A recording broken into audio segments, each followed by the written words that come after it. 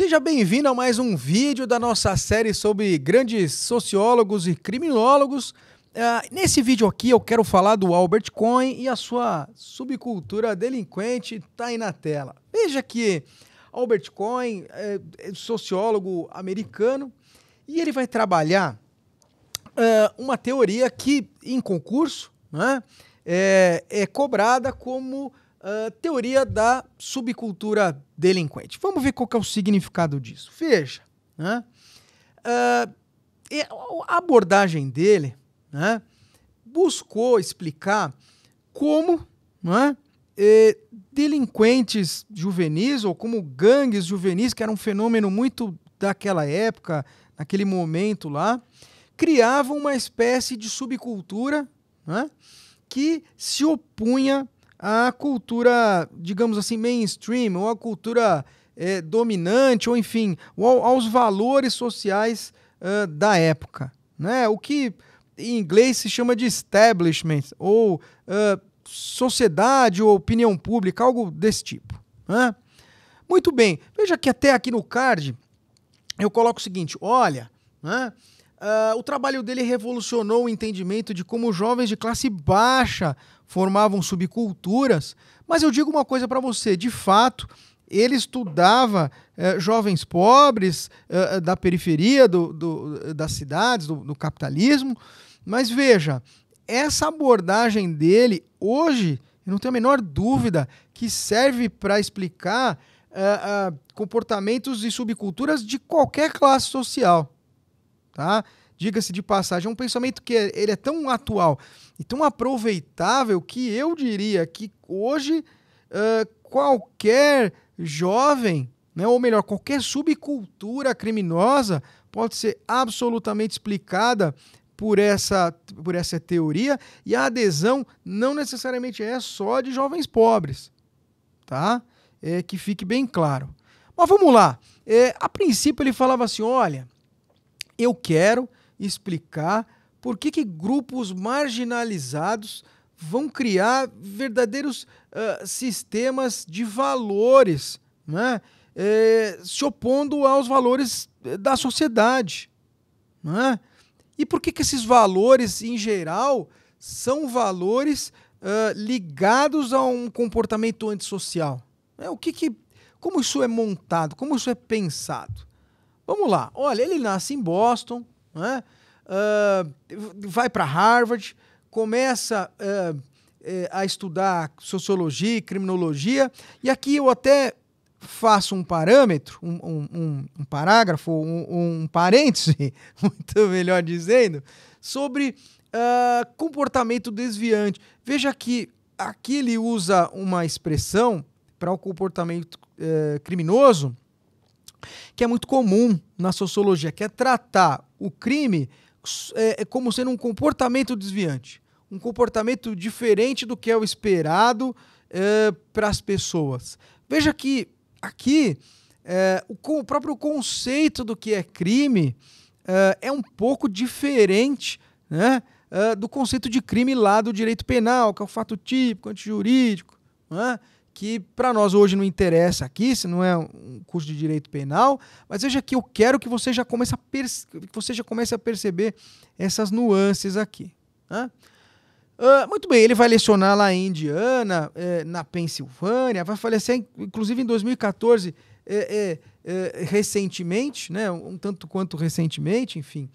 E claro que o trabalho dele dialoga com o trabalho do Sutherland, dialoga com o trabalho da Escola de Chicago, dialoga com o trabalho dessa abordagem sociológica do que no concurso, né, é chamado de conjunto das teorias do consenso. Olha que interessante. Né? Aqui um outro ponto para você ficar ligado também, também para efeitos de concurso. Mas vamos lá, olha só. Teoria da subcultura delinquente. Ele vai escrever essa obra aqui, Delinquent Boys, The Culture of Gang, homens, garotos delinquentes, a cultura da gangue, e ele está querendo entender qual é o significado, né, desse comportamento antissocial dessas pessoas. Veja que essas pessoas se juntam em grupos, né?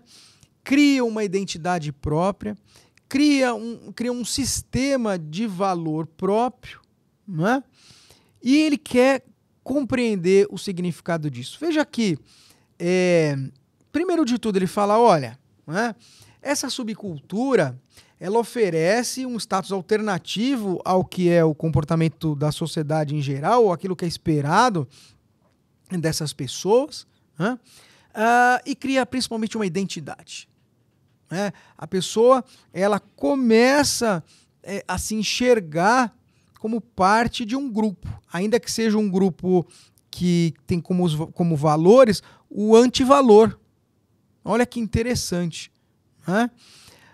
Veja que, no caso dessa subcultura delinquente que ele está estudando, das gangues, é um comportamento antissocial, é um comportamento que nega os valores da sociedade. Então, os valores de solidariedade, de paz, de bem comum.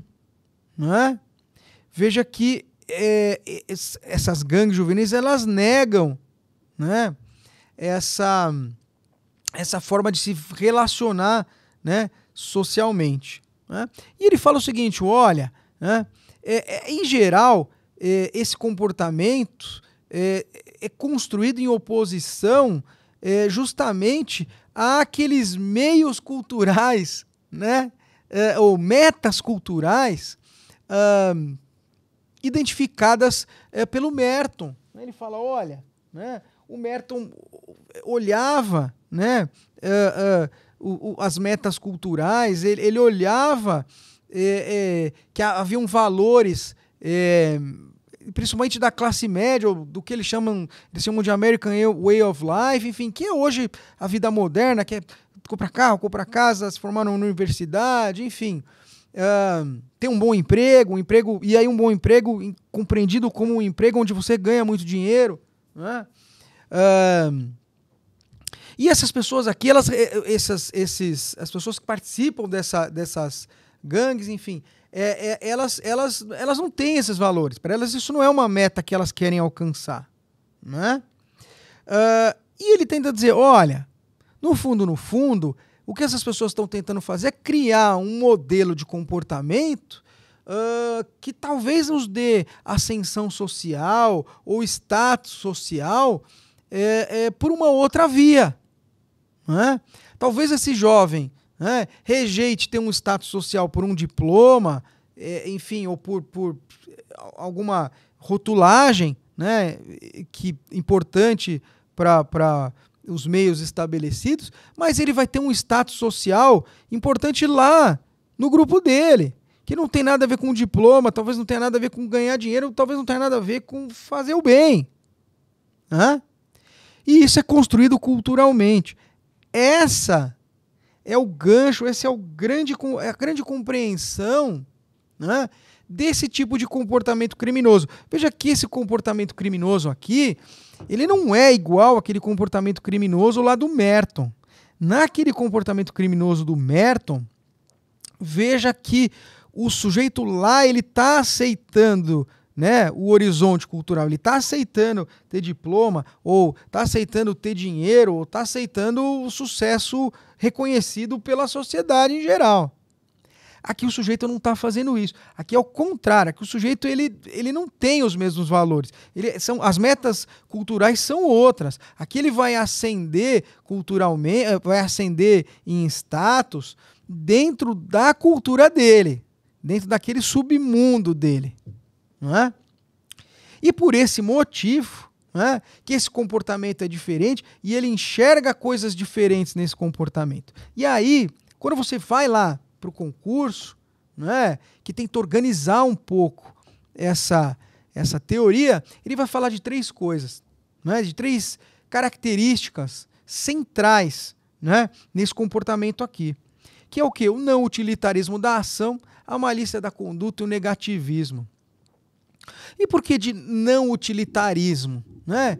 Veja que, de novo, esse comportamento aqui não é a expressão de um ganho material, não é a expressão de uma inovação, não é? Que tenta buscar a meta cultural inalcançável. Ao contrário, é um comportamento que rejeita, né, a meta cultural, né, e age em função ali daquele status, daquele padrão de sucesso para aquele grupo, né? Veja que ele diz que há uma malícia nessa conduta, porque ela é uma conduta traçada para ser a anti-expressão daquilo que é esperado da pessoa, socialmente, né? É uma conduta que se pauta por negar aquilo que, em tese, seria a aceitação, né, dos meios institucionais e a aceitação dos horizontes, das metas culturais.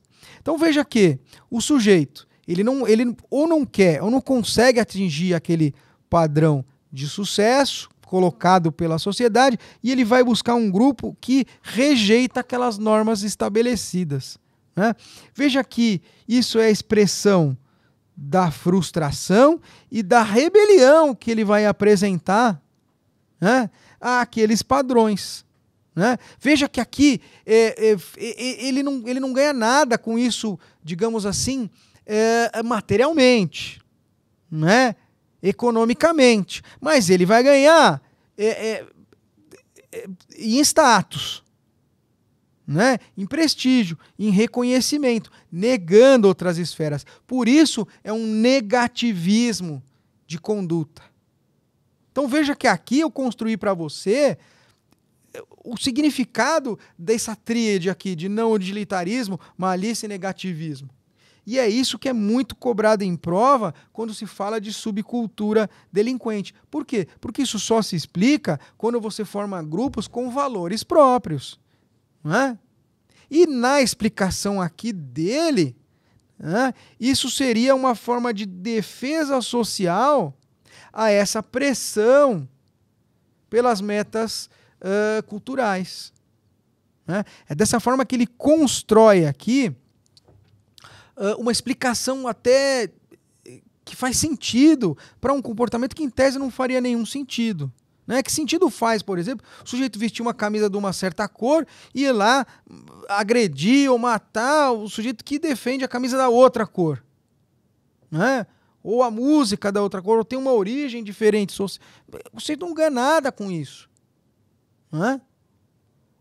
Mas se explica quando ele atinge um status dentro do grupo dele agindo dessa forma. Veja que isso, para a criminologia, é um prato cheio, porque ela vai explicar, por exemplo, como o comportamento delinquente pode ser uma reação às estruturas sociais, como, por exemplo, as pessoas podem reagir a essa frustração de não ter os meios institucionais, como que elas vão reagir a não aceitar os meios culturais. Vai explicar, por exemplo, como as dinâmicas de subgrupos podem acontecer. E hoje, olha só que interessante, se você for pensar em termos de modernidade ou de contemporaneidade, essa roda aqui, ela é azeitada pelas mídias sociais, porque antes, se o sujeito demorava para encontrar, buscar e participar desses grupos, hoje ele consegue participar, localizar, né? Trocar informações e participar de forma muito mais fácil, nem precisando da presença física, né? Então veja que todas esses conceitos aqui de reação social, de dinâmica de grupos, né, do significado de delinquência como resistência ou reação a valores sociológicos, né, pode se arquitetar, né? Então veja que ele está mostrando aqui que nem sempre valores ou comportamentos, né, criminólogos ou criminológicos, nem sempre os comportamentos criminosos, né, são tão irracionais assim ou inexplicáveis, né? Ele vai mostrar como subculturas podem se espraiar pela sociedade, né? E, digamos assim, ter um significado social, né? Ainda que naquelas subculturas criminosas, né? E ele fomenta um debate, eu acho que para fechar aqui, muito interessante, ou muito que vai ser muito retravado nos dias de hoje, que é discutir o papel das mídias sociais, das redes sociais. Porque se você for observar aqui o crime, né, como fruto desse fenômeno aqui, você vai perceber que essa roda aqui é absolutamente alimentada, né, ou ela serve como uma luva, né, para análise do impacto das redes sociais, das mídias sociais, na cultura criminosa. No futuro, lá no curso, nós vamos debater esses assuntos aqui no que o concurso chama de criminologia cultural, né? Que é justamente o reconhecimento, né, de que estruturas culturais podem dar vazão ou explicar comportamentos criminosos. Então veja que realmente aqui é uma teoria, a teoria da subcultura delinquente, ela tem um olhar muito importante, né, para a criminologia, não só aqui do século XX, quando ele está falando, mas hoje, né, para tratar de fenômenos criminológicos que hoje, né, a criminologia se debruça. Bacana! Espero que você tenha gostado, né, desse vídeo.